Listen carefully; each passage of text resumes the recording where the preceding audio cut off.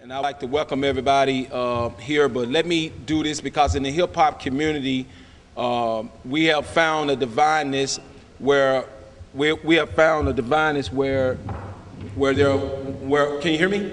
Okay, all right. Where there's a hip hop culture of divine people. I mean, when you look at these flags, that's what hip hop is. And as you know, we have sold over $10 billion in our community or more in record sales. And so I want to first start off by acknowledging, as a hip hop chaplain officer, international chaplain officer that I am, I have to recognize, because I've defined it, that in the community there are different languages. A lot of you all, what I'm going to speak on today, the parents and mothers, you don't really understand this culture. There is a lot of diversified of languages, of denomination, of young people and brothers and sisters of my age that's been in this hip hop game.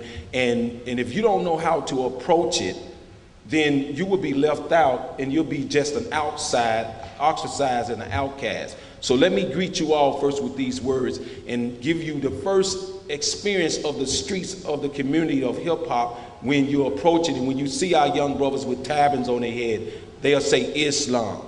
Those young brothers and sisters out there. Some brothers say the ones that flip the script, they ride under the crest of the moon, and some ride up under the Abraham star, which is the crest of the moon. But I'd like to first start off by saying, Hotep, Salam, Abba Gandhi, Alafiyet, Islam, Assalamu alaikum, wa alaikum shalom. And may the Christ Jesus that you have in your mind, may that divineness of God that is truly in you, as Jesus, Lord Yahshua, truly is and was, be divine in you. And I by saying Ameen, and I say Amen. Hallelujah. A lot of people look at me, and a lot of people stereotype because of the external. And one of the things in the hip hop culture, we always been looked as an ostracized type of group of people. Some say you're Muslim, some say you're Christian, some say you this. But when it all come down, you're looking at the new hip hop look. Some say they tired of seeing the sagginess and seeing the young people wearing baggy pants and things of that nature. And so I'm coming to let you know today to be able to, thank you, brother. To be able to speak to you in regards to why some of the things that happen. But one of the reasons why I'm champion under Margarita Cabrera, let's give a sister a hand. Myself, who was out there champion in using hip hop as a conflict resolution to be able to protect the women and have a voice with women and champion. Because when you look at the televisions and you look at the industry, you see how they're prostituting and degrading and dehumanizing the sisters in entertainment. Well, today I come to you to talk to you, mothers and daughters. As I stand here before you, I come first as a God-fearing man, a man that fears God first. I come with a Christ-like mind. I come as one that exemplify himself and stand on firmness in using hip-hop as a way to engage on behalf. Some of your mothers are losing your daughters and your sons. You don't even have a communication. You don't have a relation. You don't have nothing. You're losing them through technology. You don't even understand why the wave and why it's doing what it's doing and why it's overriding your children. Well, I was birthed out of it.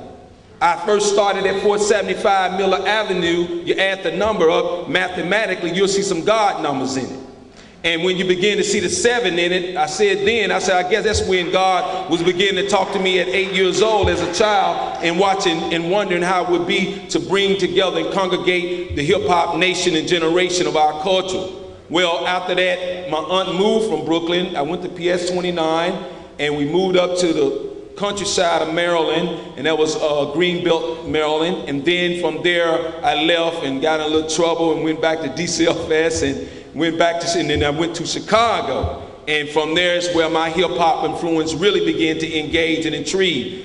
And being different from New York and being in Chicago, you know, they have what they call some unique street nations out there.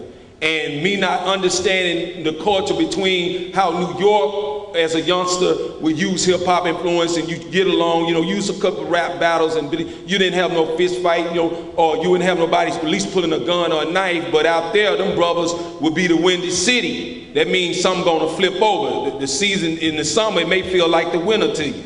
So from that culture, I was able to come to an understanding, and I started seeing a lot of the sisters at Rival, and started seeing a lot of sisters who began to start flipping, and they became in the street nations. They began to pick up guns, and they began to pick up knives, because some of the brothers began to put their hands on them. Me as a child, I began to, when I had the first opportunity to visit my mother, and may she rest in peace today, her birthday would have been in this earth month if she had lived. And I thank God for giving me the reflection, because when I look at you women and women of God and mighty, unique women of God from all diverse forms in the world, that reflection reminds me that my mother energy is still moving in the earth, and you are the earth. And I thank God for being there, because of the simple fact that me having the experience and seeing in the eyes of our people using hip-hop culture, using the 5 elements in the language, and coming in a language to be able to talk to the brothers and sisters, and being able to acknowledge them and accept them, and we accept one another the way we are, I was able to find out and discover some things in hip-hop, the reason why hip-hop has become the way it is.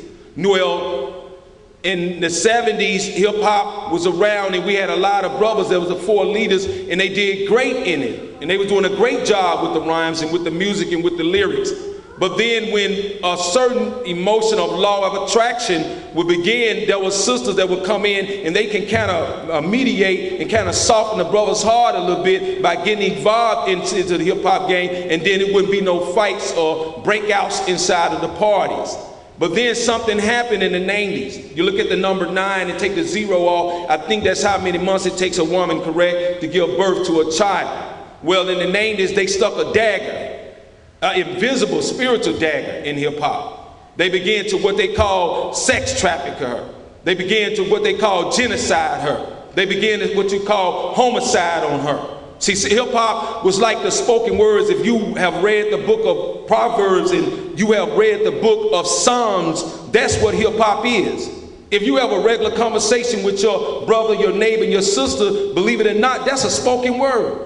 You may not believe it, but it is. You may not have a rhythm poetically like the way we deliver it in our culture, and the way that we come with our inability and capabilities to transcend people's minds and hearts, even if a derogative. But Lucifer also, he's a psalmist too.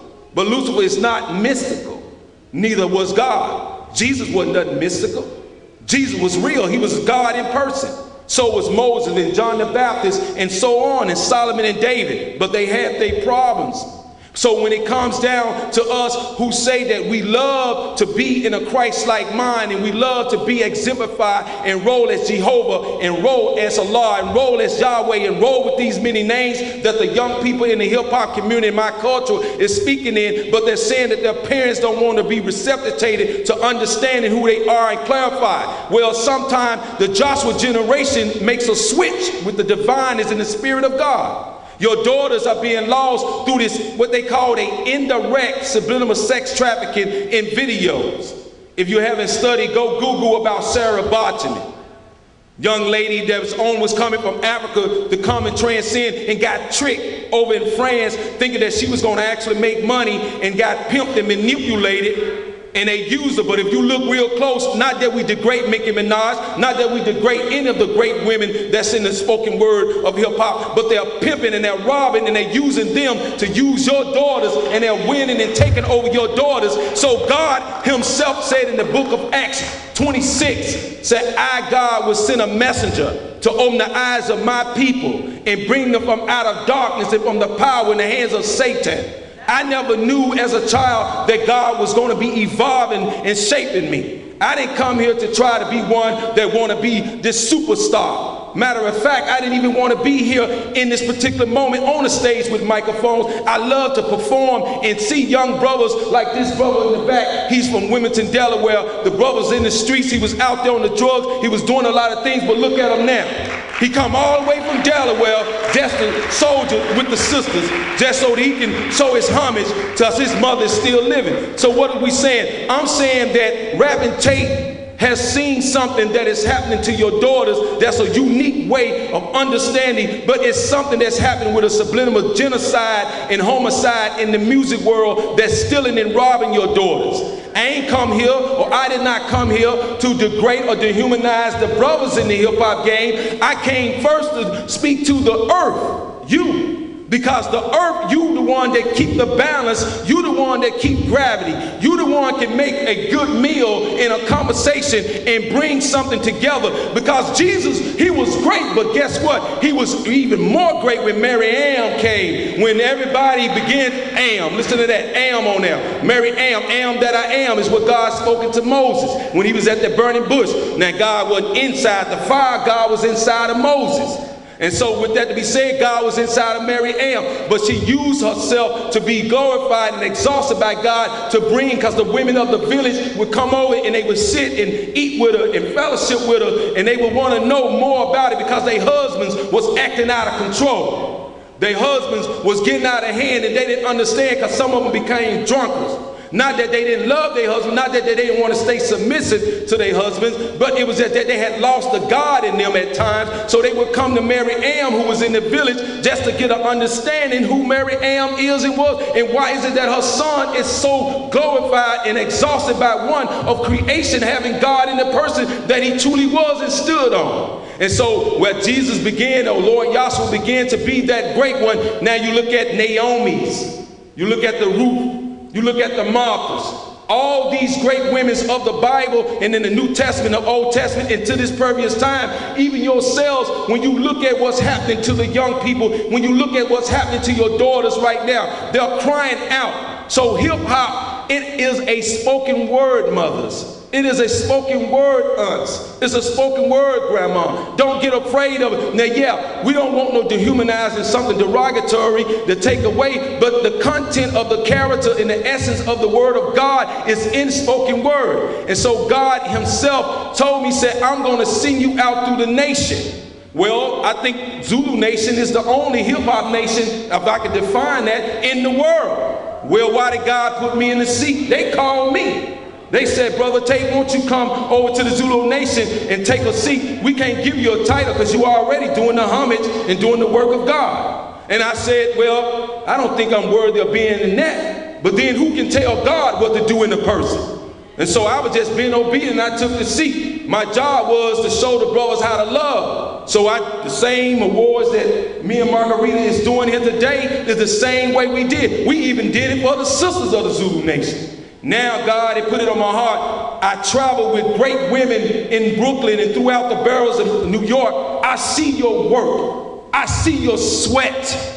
And God has to use something from a faraway land and bring them so he can hear his daughters and he can hear the women of God that's crying out when your husbands can't even hear. God have to send something strange. I didn't choose you, God chose you. That's why your name is going to be honored today. This honor is an international humanitarian war because some of you all went through genocide. Some of you all have been through encountering cancers, fighting battles, but you've been on this battlefield fighting these 5 barrels and working off, and you've been the unsung heroes when they should have never been the heroes, when you that's out here that's being honored today should be the heroes. So when God sends whom he pleases and what he wants, that is what God predestined to do. So my theme is today is that these young daughters you're going to be seeing perform, let them be. Because some of them can change just because you have an understanding by embracing them today. These are diverse international of young women and daughters that I have come encounter with, and these young people are making a difference. Some of them have already done some major 500 things. And then some of the sisters that may speak and that would be awarded, some of them families were slaughtered. We wouldn't point them out, but you wouldn't even recognize it because they come with a smile and they love you just the way Mary Am loved everybody and Martha and all the women of the Bible loved. But today is a very important day where we honor it, and I come to be a voice and a champion in hip-hop for your daughters so that we can win your daughters back. Daughters, today, women should have a right to own some of these record labels. I've met some great phenomenal entertainment lawyers, women. They just as great as the man, but though they have to stay submission to God, but it's great when they get married and have a great man that fear God, and they too can make a great church as one, and they too can build something. But with today in hip hop in our culture, there has been a vain lane. So the women of God in entertainment, they should not be pimped and manipulated like Sarah Bartman was. They should have a right. Women should own some basketball clinics. Women should own some of these Fortune 500 companies. I know there's a minority woman that runs Pepsi, and she's from India. So if she can go from India and ride it, why you and why your daughters and why your children can't raise up? Don't you know that through the birth of a woman womb that fears God first, she have to fear God. And if she fears God, don't you know through your womb, the way this earth axle goes and the way it rotates, that you and your children, your daughters will become great. But see, we have what they call a psychological generation curse. And until the mothers of the day embrace this culture, not allow your daughters to be lost. I'm only one person. But with you getting on the dial and say, we're going to punch, Raddn, Tate. When you push Raddn, Tate, God in me is exhausting me. This is what God said, decrease me and increase him, and let his light shine in me, so that people see the works of God in me, that they glorify God and not Raddn, Tate. See, all these artists that have received these Grammys and Oscars, well, they may be in the shine box. I'll be buried in the pine box. But a pine box, I think I wouldn't feel no different if it was a shine or a pine. I'm just grateful that God, I'm able to do the work of God instead. And the hip hop and entertainment world would not be the same until the women come and join the force with the man, and men allow God to reckon with them, and they come together to be able to rearrange the mindsets and elements. It's so important. We have women that do the 5 elements of hip hop. They call it visual arts, which is graffiti. Women are great. You'll see a daughter, young daughter, and I say daughter, I'm talking about women of God, young women of God, design of God. You will see a young daughter that put an illustration painting together. Be patient with us today. This is for you. We're honoring, but it's also information. The information you heard, we know it's a little long, but we thank you for coming and giving your time, because you know why? Because you crying out. Some of you been praying and asking God, who can come in hip hop? Who can be a man? These mans is pimping and robbing in the industry, is taking my daughters down, and they wearing wigs and becoming too old, and they getting raped in their home. Who can be a voice in hip hop? Well, I can only be a voice if you be a voice with me, and the voice of God in us together, we can work it. And that's the only way that it can work and make sense of itself. And as I come to a closing, I didn't come here today to try to preach. I didn't come here today to try to teach. Dr. Neil, let's give Dr. Neil a hand. A man of God. I'll say this because I read a story about the blind man that heard that Jesus had came in town. Well, I met a real blind man in my time. And I thought we met with him, and he took the vision of Margarita and he said, I'm going to make it happen, and I'm going to help you to meet with my pastor. I want to thank Brother Paul today, because a man who was blind in the Bible heard that Jesus was in town, and he just wanted to see physically. And he ran to the Messiah, and he ran to Lord Yahshua, who we call Jesus or Jesus in Spanish, or in Hebrew and Arabic. But he came to him and he said, Lord Yahshua, he said, Jesus, or he said, Jesus, he said, I want to see. And Jesus said unto him, do you believe? And saying that Brother Paul here from this church, he asked me, did I believe? And from there, here it is. He said, well, let me get a little mud, Jesus said. Let me get a little water, Jesus said. And he put it upon his eyes. And then he said, can you see? He said, yeah, it's a little bit blurry in here. But he said, okay, then let me put a little more and let me see what else. Can you see now? He said, yeah. He said, well, get on your knees and get a little more water. He said, can you really see? He said, yeah, I can really see. And then Jesus said, how you feel? I can imagine. Look at us. We see better than the blind man. But guess what? We walking through doors that's so dark and closed that our ears are so constipated in that we can't hear nothing in our eardrums.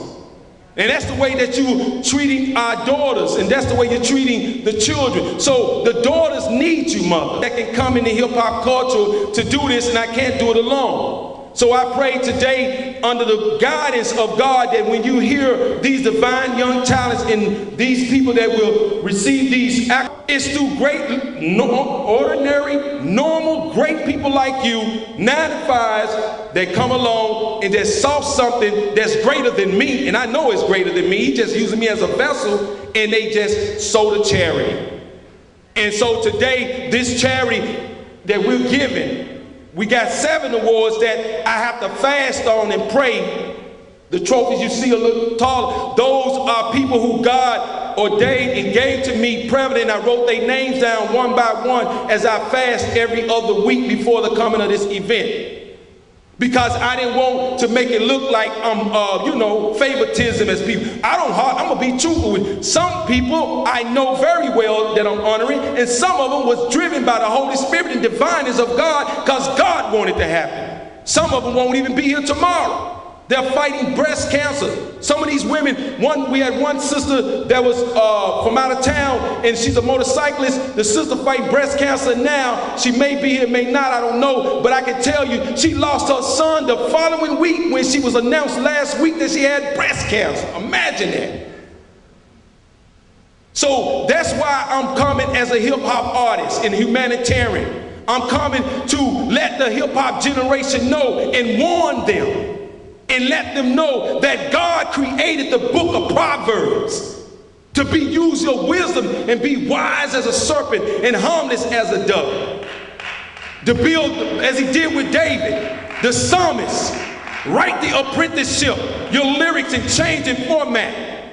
But we can no longer, the Cabral has championed, and I've championed with her rather, and brought me aboard and introduced me to the New York, and hope that ye all mothers, clergymen, and all daughters, we all can join with God using me. I can't do it alone, mothers. I can't do it alone, women of God. And to the men of God, I want to thank you. Let's get a man's a hand that's here today. More of the time, I want to be able to let the sisters come out and entertain and let the awards be able to be announced it. But you look glorious. You look like the Al Noor. You look like the light. You look like greater. Matter of fact, when I look at the village and the women of God, y'all outshine these light bulbs in here. I bet you if the lights went out, you all can make them come back on. Yeah, you the earth. So I just want to thank Margarita. I want to thank you, woman of God, for allowing God to use you. Brother Z, could you do me a favor? I want to do this real quick. You didn't know what this one, I just want to do this because when you look at someone, and I hope you look at your neighbors and look at your friends the next time, you don't know the next time you're going to see them. We good wearing a dead man's shirt on us physically. But then when Jesus went out, he heard about his cousin Lazarus was dying, and he was going to Galilee, and he made a turn, and he came back to blow life. He didn't even go into the tomb. He just said, Lazarus, come forward. And so when you look at someone and you knowing that you should love your neighbor the way you love yourself, as you say and proclaim that you love God and you say you have Jesus all in you, well, won't you give them their roses right now? That's what God doing here today. He's giving you your roses. So I want to do this because this sister, not because she's with me and because she's champion for God, really. She had her own vision, but she saw and heard, and she had always wanted to have a hip-hop artist, male artist that can do something. And when she discovered and found out about my work, and that's why she said, we got to introduce you to the tri-state era. But I hold no man greater than the God that's a creation of all of us. I come today but to honor and let you women of God see, as she get ready and we get ready, we both honor you. I just want to read this off to the sister Margarita Cabral. She's a dedicated woman, And she's a woman of covenant. She's a woman of faith. She's a woman that tarries by night. She will give you anything off her shoulder. And I've seen her work ethic like I've seen a lot of you women of God work ethic. And I just wanted to be able to, and I got these wings because that's the way women of God roll and rotate. Sometimes you ain't got to have physical wings on you. It's just the mind and the essence of God in you. That's a wing that carries greater. If you go way back and study your own history, you will begin to see and operate on how your grace carried you without having wings physically. So, Margarita Cabrera, I want to, sister, if you can step forward. She didn't know I was going to do this. She didn't even know this was for her. And the next one, no one knows who they'll be once they come forward. Let's give her a hand. You know, woman of God, I want to thank the mighty always. Yeah, stand up for the sister, because she worked hard and with me to bring this whole piece together, the vision of God. Come on, give it up for her. Give her a human trafficking, domestic violence disorder.